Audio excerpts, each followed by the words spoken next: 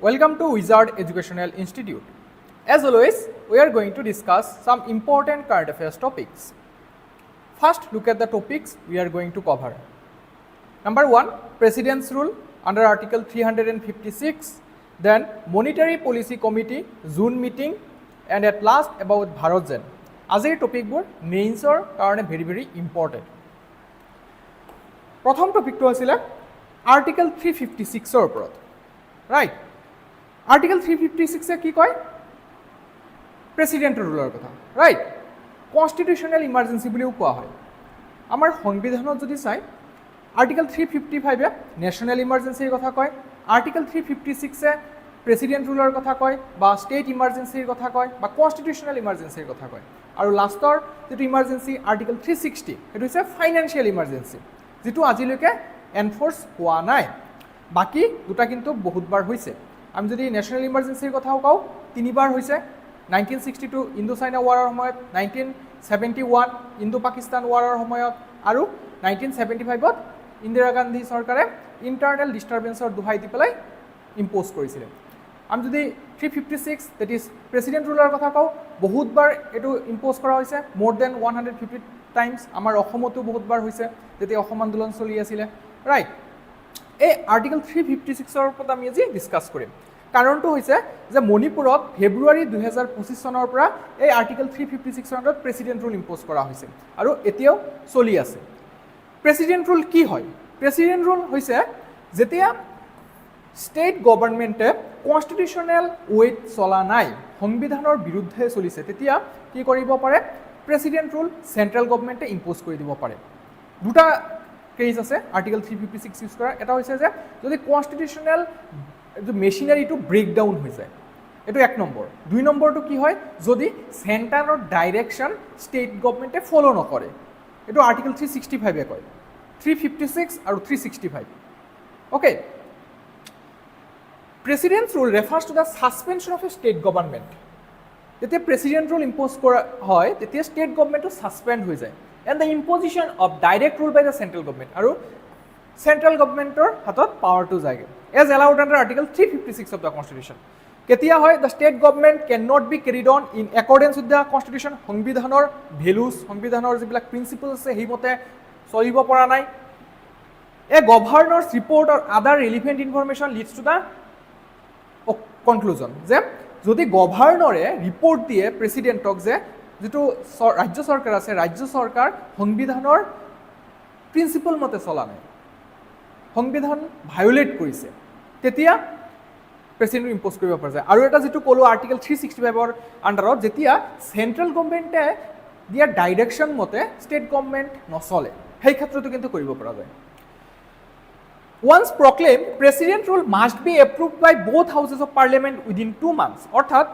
যদি প্রেসিডেন্টে আর্টিকেল 356 এর আন্ডারত প্রক্লেম কৰি দিয়ে যেটো স্টেট ইমাৰ্জেন্সি আছে এটো প্ৰক্লেম কৰে তেতিয়া 2 মাহৰ ভিতৰত পাৰ্লিয়ামেন্ট দুইটা হাউসে অৰ্থাৎ লোকসভা আৰু ৰাজ্যসভাই এপ্ৰুভেল দিব লাগিব আৰু এপ্ৰুভেলটো কেনেকুৱা হ'ব লাগিব simple majority not special majority alright যেটো আমি আৰ্টিকেল 352 ৰ আন্ডাৰত ন্যাশনাল ইমাৰ্জেন্সি চাও হেতু কি হয় 1 মাহৰ ভিতৰত দিব লাগে এটো 2 মাহ ওকে আৰু এটো কিমান সময়লৈকে চলিব পাৰিব 6 মান্থ আৰু যদি বিচাৰে তেতিয়া এটো বহাই দিব পৰা যায় 6 মাহকে বহাব পৰা যায় ম্যাক্সিমাম 3 বছৰলৈকে ইয়াৰ ওপৰত কিন্তু স্টেট ইমাৰ্জেন্সি নচলে অৰিজিনালি কিন্তু ইনডিফিনিটলি আছিল কিন্তু 44th কনস্টিটিউশনাল এমেন্ডমেন্ট এক্টৰ দ্বাৰা কিছুমান চেঞ্জেস আনা হৈছে যেনেকৈ লিমিট এটা প্লেস কৰি দিয়া হৈছে 3 ইয়াৰ্স আৰ্টিকেল 352 ৰ আন্ডাৰত যেটো ন্যাশনাল ইমাৰ্জেন্সি আছে হেতু ইনডিফিনিটলি ইনক্ৰিজ কৰি থাকিব পৰা যায় এক্সটেন্ড কৰি থাকিব পৰা যায় কিন্তু স্টেট ইমাৰ্জেন্সিটো 3 ইয়াৰ্স কৰিব পাৰি ম্যাক্সিমাম আৰু 1 বছৰ অৰ্থাৎ 6 মাহ বহালে প্ৰথম যেটো প্ৰক্লেমেশন দিলে তাৰ পিছত আকৌ 6 মাহ দিলে তো 1 বছৰ গল তো 1 বছৰ পিছত যদি আৰু 6 মাহ বহাব বিচাৰে তেতিয়া দুটা সাৰ্কামস্টেন্সত হে কৰিব পাৰিব সেই দুটা হৈছে যে ইলেকশন কমিশন অফ ইন্ডিয়া যদি সাৰ্টিফাই কৰি দিয়ে যে সেই ৰাজ্যটোত লেজিসলেটিভ এসেম্বলিৰ কাৰণে ইলেকশন কন্ডাক্ট কৰিব পৰা নাযাব তেনেকৈ সাৰ্টিফিকেট দিয়ে ইলেকশন কমিশন অফ ইন্ডিয়া তেতিয়াহে 1 বছৰৰ ওপৰত আৰু 6 মাহ বহাব পাৰিব আৰু এটা গ্ৰাউন্ড আছে যদি ন্যাশনাল ইমাৰ্জেন্সি হয় মত ৰাজ্যখনত বা ৰাজ্যখনৰ কোনো এটা অংশত ইম্প'জ কৰি দিয়া হয় আৰ্টিকেল 352 ৰ আণ্ডাৰত অলৰাইট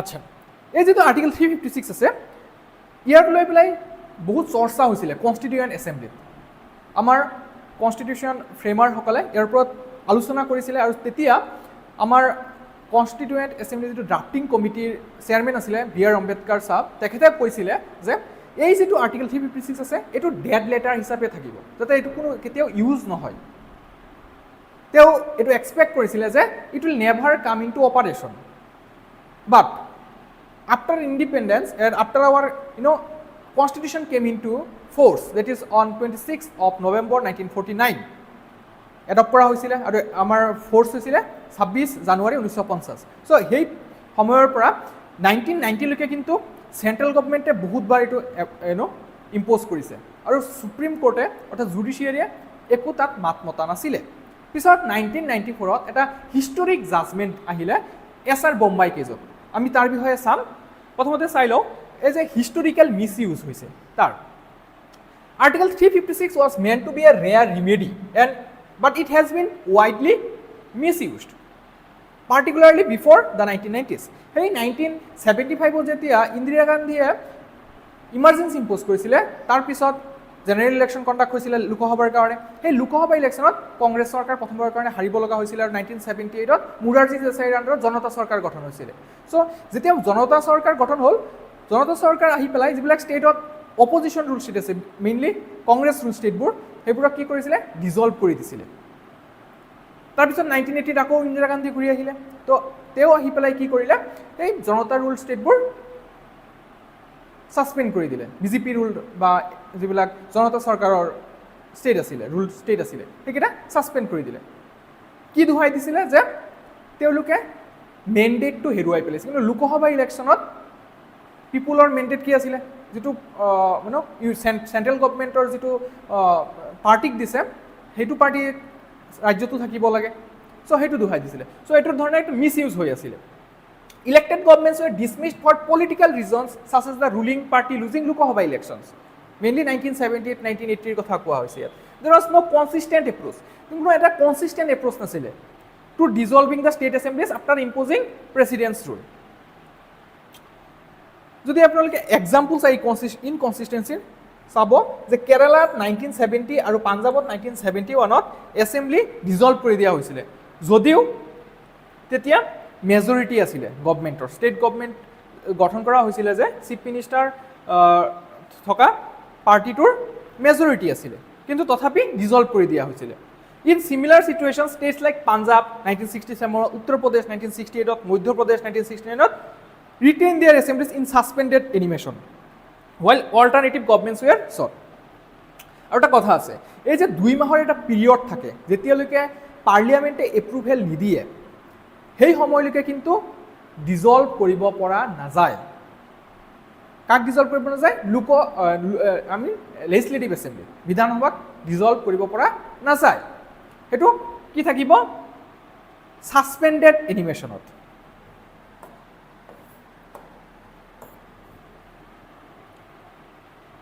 ওকে তার পিছত আহিলে জুডিশিয়ারিয়া দিয়া এটা জাজমেন্ট এসআর বোম্বাই কেস এই যে মিসইউজ হৈ আছিল এই মিসইউজটো প্ৰিভেন্ট কৰাৰ কাৰণে সুপ্ৰিম কোৰ্টে এটা ল্যান্ডমার্ক জাজমেন্ট দিলে যে কি কলে it rule that president rule is subject to judicial review অর্থাৎ আর্টিকেল 13 আৰু 32 ফান্ডামেন্টাল রাইট পার্ট 3 আমি পাইছো laws inconsistent with fundamental rights part and a article 32 heart and soul of the constitution ইয়াৰ আন্ডাৰত ৰিট ইস্যু কৰিব পাৰে supreme কোৰ্টে so এই দুটাৰ আন্ডাৰত জুডিশিয়াল ৰিভিউত আহি যাব the article should only be used for breakdown of constitutional machinery যদি constitutional machinery breakdown আছে এতিয়াহে প্ৰেসিডেন্টৰ ৰুল ইম্পোজ কৰিব পৰা যাব not in case of law and order issues আগতে কি হৈছিল 1990 ৰ আগৰ পিৰিয়ডটো যদি চাই ল এণ্ড অৰ্ডাৰ ইস্যুৰ কাৰণ দেখুৱাই প্ৰেসিডেন্ট ৰুল ইম্পোজ কৰি দিছিল সেন্ট্ৰেল গভৰ্নমেন্টে কিন্তু 1994 এসআৰ বোম্বাই জাজমেন্টত কৈছে যে নহয় যদি কনস্টিটিউশনাল মেচিনাৰী ব্ৰেকডাউন হৈছে সেই ক্ষেত্ৰতহে প্ৰেসিডেন্ট ৰুল ইম্পোজ কৰিব পৰা যাব Until Parliament approves the President rule, the legislature must be kept in suspended animation. তো এই 2 মাহ পিরিয়ড লৈকে কি হইব সাসপেন্ডেড এনিমেশন থাকিব ডিজলভ নহয় ডিজলভ পিছত আহিব The court said clear guidelines to prevent misuse thus restoring federal balance. Okay, so আমার কান্ট্রিটো কি হয় এটা ইউনিক ক্যারেক্টারিস্টিক আছে যে আমি ফেডারেল কান্ট্রি হয় আমার পলিটিতে আমি কইছো ফেডারেল হয় যুক্তরাষ্ট্রীয় প্রথা কিন্তু কেতিয়াবা কেতিয়াবা ইউনিটারি হৈ যায় আৰু এই কেইটা আৰ্টিকল অৰ্থাৎ আৰ্টিকল 352 356 360 এই ক্ষেত্ৰত কি হৈ যায় সেন্ট্ৰেল গভৰ্নমেন্টৰ হাতত ষ্টেট গভৰ্নমেন্টৰ পাৱাৰ গুচি যায় আৰু ওয়াইডলি এটো ইউজ হয় আৰ্টিকল 356 আমি যদি লেটেস্ট কেসবোৰ চাও বিহাৰ 2005 চনত উত্তৰাখণ্ড 2016 চনত অৰুণাচল প্ৰদেশ 2016 চনত কি কৰিছিল সেন্টাৰে প্ৰেসিডেন্ট ৰুল ইম্পোজ কৰিছিল কিন্তু কোৰ্টে এইবোৰ ৰিভোক কৰি দিছে কাৰণ লেক অফ কনস্টিটিউশনাল জাস্টিফিকেশন কোনো জাস্টিফাই কৰিব পৰা নাছিলে okay provoking president's rule. President's rule is revoked when fresh elections are conducted and a new government with majority support is formed.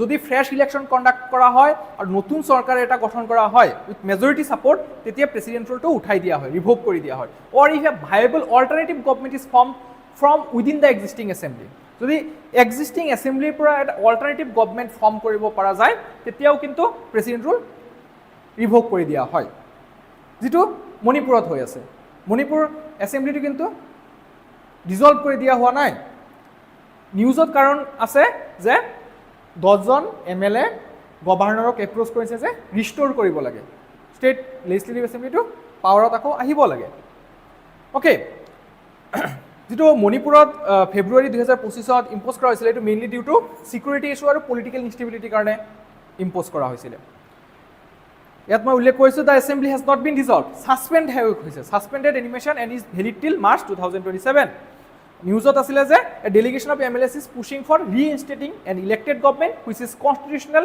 if feasible if majority support is proven এই টপিকটোৰ পৰা এটা question লোৱা হৈছে বোৰ্ডত আছে কোৱেশ্চনটো চাব পাৰে with reference to article 356 of the Indian constitution consider the following statements 1 president's rule can be proclaimed only on the report of governor of the state is it no under article 365 or under to কৰিব পাৰে যে যদি state গভৰ্নমেন্টে central গভৰ্নমেন্টৰ direction না মানে তেতিয়াও 356 use কৰিব পৰা যায় article so this is wrong it must be approved by both houses of parliament within 2 months yes দুইটা হাউসে লোকসভা ৰাজ্যসভা দুইটাই 2 মাহৰ ভিতৰত এপ্ৰুভ কৰিব লাগিব number 3 the total duration of presidency rules in a state cannot exceed 1 year under any circumstance yes it can exceed 1 year maximum 3 year লৈকে extend কৰিব পৰা যায় কিন্তু দুটা সাৰ্কামস্টেন্স লাগিব এটা হৈছে যে ইলেকশন কমিশন অফ ইন্ডিয়া সাৰ্টিফাই কৰি দিব লাগিব যে এই স্টেটত লেজিসলেটিভ এসেম্বলি ইলেকশন কন্ডাক্ট কৰিব পৰা না যাব দুই নম্বৰ যে ন্যাশনাল ইমাৰ্জেন্সি ইম্পোজ কৰিছে article 352 under so this is wrong the 2 only is the correct answer option B আজি দ্বিতীয় টপিকটো হৈছে মনিটাৰী পলিসি কমিটিৰ ওপৰত মনিটাৰী পলিসি কমিটি জুন মাহত এটা ডিসিশন লব ৰেপো ৰেট কাট হোৱাৰ এটা আশা আছে ইকোনমিষ্টসকলে এটো আশা কৰিছে 25 বেসিস পইণ্টৰ এটা কাট হ'ব বেসিস পইণ্ট মানে 0.01% বা 0.001 যদি অ্যাবসলিউট টার্মছত চাই মানে ফেব্ৰুৱাৰীত 25 বেসিস পইণ্টৰ ডিক্ৰিজ হৈছিল তাৰ পিছত এপ্ৰিলত 25 বেসিসৰ কাট হৈছিল এতিয়া জুন যেটো মনিটাৰী পলিসি হ'ব ইয়াতো 25 বেসিস পইণ্টৰ এটা কাট হ'ব আশা কৰা হৈছে যেটো ৰেপো ৰেট আছে এটো 5.75% লৈ ঘূৰি আহিব ওকে এটো এটা পলিসি ৰেট হয় দেই এটো very very important repo rate কি হয় যে আৰবিআই এ কমাৰ্শিয়াল বেংক বিলাকক কোনটো ৰেটত টকা দিয়ে okay so it is repo rate monetary policy committee কেতিয়া গঠন কৰা হৈছে 2016 চনত গঠন কৰা হৈছিল আৰবিআই এক্ট 1935 এৰ আন্ডাৰত তো আমি ক'ব পাৰো এটা কি স্ট্যাটুটৰি বডি কিন্তু এটা এক্টৰ আন্ডাৰত পাস কৰা হৈছে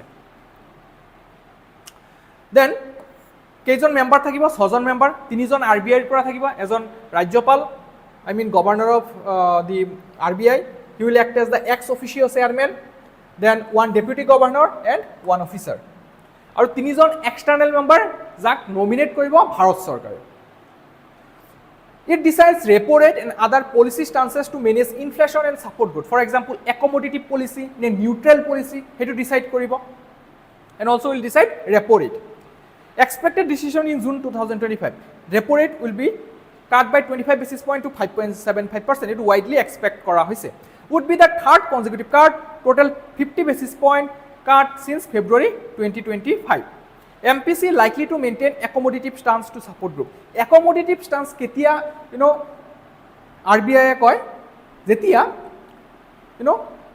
inflation to komi goise. Inflation is within the target of RBI. Kiman target RBI? 4%. 4 plus minus 2. Kintu exact to 4 hoy. Recently যেটো CPI inflation data আহিছিলে, this consumer price index all India level তাত এপ্ৰিল মাহৰ কাৰণে 3.2% আহিছিলে, যেটো এপ্ৰিল 2019 চনৰ পৰা লোয়েষ্ট হয়। সো ইনফ্লেশন মাত্ৰাটো কম আছে আৰু গ্ৰোথকো সাপোৰ্ট কৰিব লাগে, সেই কাৰণে কি হয় ৰেপো ৰেটটো কমাই দিব, আৰু আমি একমোডেটিভ স্টান্স বুলি ক'ব পাৰো।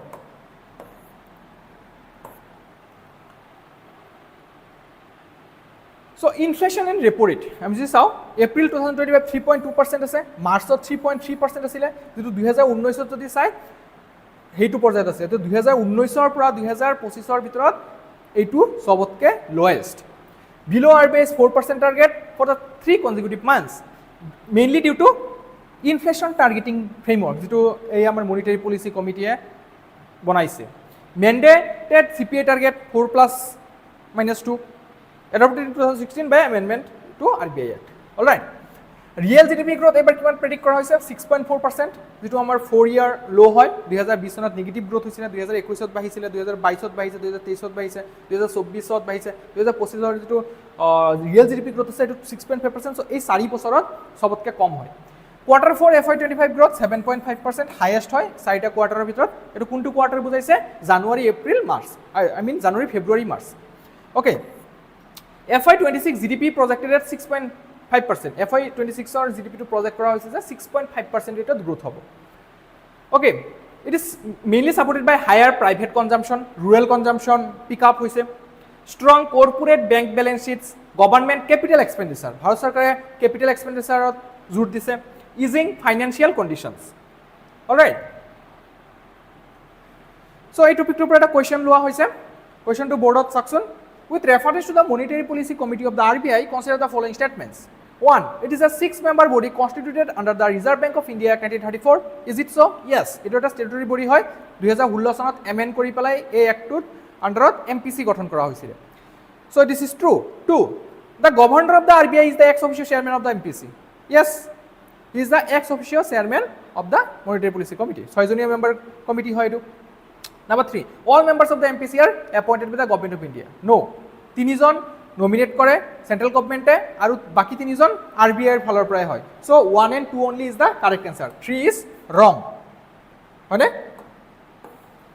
1 and 2 only. 3 is wrong.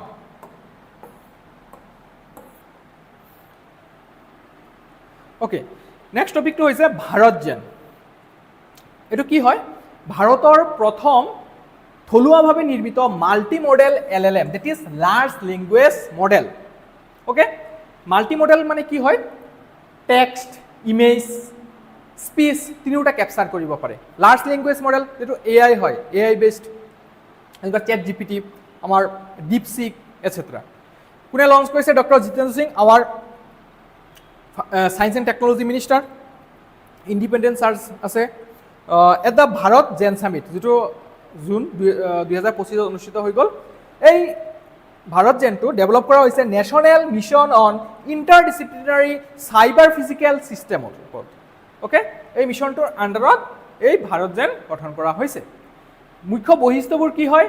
যে ভাৰতৰ প্ৰথম থলুৱাভাৱে নিৰ্মিত লাৰ্জ লেংগুৱেজ মডেল হয়। It integrates text, speech and image inputs. Multilingual হয়, যে ভাৰতৰ টোটেল 22টা ভাষাত আমি অনুবাদ কৰিব পাৰিম। It can support 22 Indian languages, আৰু এইটো গভৰ্ণমেণ্ট ফাণ্ডেড হয় আৰু ইণ্ডিজেনাছলি সম্পূৰ্ণ থলুৱাভাৱে নিৰ্মিত হয়। অবজেক্টিভ আৰু ভিজন কি হয় এই ভাৰত জেন বনোৱাৰ কাৰণে? বনোৱা উদ্দেশ্যটো হৈছে যে এনেকুৱা AI আমি বনাব লাগে যিটো ডেম'ক্ৰেটাইজ, ৰাইট, চবে অংশীদাৰ হ'ব পাৰে তাৰ, আৰু লগতে এথিকেল, ইনক্লুচিভ, মাল্টিলিংগুৱেল হয় আৰু ভাৰতৰ যিবিলাক ভেলুজ আছে এথোজ আছে তাৰ ওপৰত ভিত্তি কৰি বনোৱা হ'ব revolutionary sectors like health care for example AI doctor speaking in regional languages যিবিলাক ৰিমোট অঞ্চল আছে ৰিমোট এৰিয়াবিলাকৰ মানুহৰ যিটো ভাষা আছে সেই ভাষাত যদি টেলি মেডিচিন কনচালটেশ্যন হ'ব পাৰে দেন এডুকেশ্যন সেক্টৰত এগ্ৰিকালচাৰ সেক্টৰত গভৰ্নেন্স সেক্টৰত সেইবিলাক টপ সেক্টৰ আছে সেই গোটেইখিনিতে ইয়াৰ এপ্লিকেশ্যন দেখা পাম ইম্পেক্ট ক'ত দেখা পাইছোঁ আমি যে AI power telemedicine in remote villages agritech ষ্টাৰ্টআপবিলাকত over 3000 including lavender cultivation in Jammu Kashmir AI tools enhancing চিপিগ্ৰামছৰ বিষয়ে নিশ্চয় শুনিছে আমি যদি কিবা কমপ্লেইনছ আছে চৰকাৰী অফিচিয়েলৰ বিৰুদ্ধে তো আমি তাত গৈ পেলাই কৰিব পাৰোঁ ৰাইট গ্ৰিভেন্স ৰিড্ৰেচেল মেকানিজম হয় এইটো citizens grievance system via multilingual feedback education and human research ডেভেলপমেণ্টৰ ক্ষেত্ৰত যদি চাই এইটো নেশ্যনেল এডুকেশ্যন পলিচি 2020ৰ সৈতে মিলি আছে কাৰণ নেশ্যনেল এডুকেশ্যন পলিচি 2020 কি কয় যে there shall not be any separation between arts science commerce তো আমি ইণ্টিগ্ৰেট ৱেটেড চাই আছোঁ প্ৰমোটছ ইণ্টাৰডিচিপ্লিনাৰী লাৰ্নিং যে mix of technology and humanities it boost employability and innovation for students research and innovation ecosystem চাওঁ আমি the 25 technology innovation hub under NMICPS বনোৱা হৈছে অলৰেডি 4টা আপগ্ৰেড কৰা হৈছে টেকনলজি ট্ৰান্সলেশ্যন ৰিচাৰ্চ পাৰ্কলৈ এই ভাৰত জেন মিছনৰ 4টা পিলাৰ আছে আৰু এই 4টাই পিলাৰ আমি জানিব লাগে কি কি technology development entrepreneurship human research development and international collaboration এই টপিকটোৰ পৰা এটা কুৱেশ্যন লোৱা হৈছে প্ৰিলিমছৰ কাৰণে কুৱেশ্যনটো চাওক With reference to BharatJan, recently launched by the Government of India, consider the following statements. 1. It is India's first indigenously developed government-funded large language model. Is it? Yes. It supports only text-based inputs and operates in English and Hindi. No. It is text-based, no. It is multi-modal, speech, image, guteketa input lobo pare, and obviously output diye. And operates in English and Hindi. It is no. 22 Indian languages operate koribo pare. So this is wrong. Number 3, it has been developed under the National Mission on Interdisciplinary Cyber Physical Systems. Yes. So I am keep 1 and 3 only. Option A is the correct answer. আজি আমি এইকেইটা টপিকে discuss কৰিলো যদি আপোনালোকে ভিডিওটো ভাল পাই থাকে অনুগ্ৰহ কৰি লাইক কৰিব কমেন্ট সেকশনত জনাব আৰু চেনেলটো সাবস্ক্ৰাইব কৰি ল'ব থ্যাংক ইউ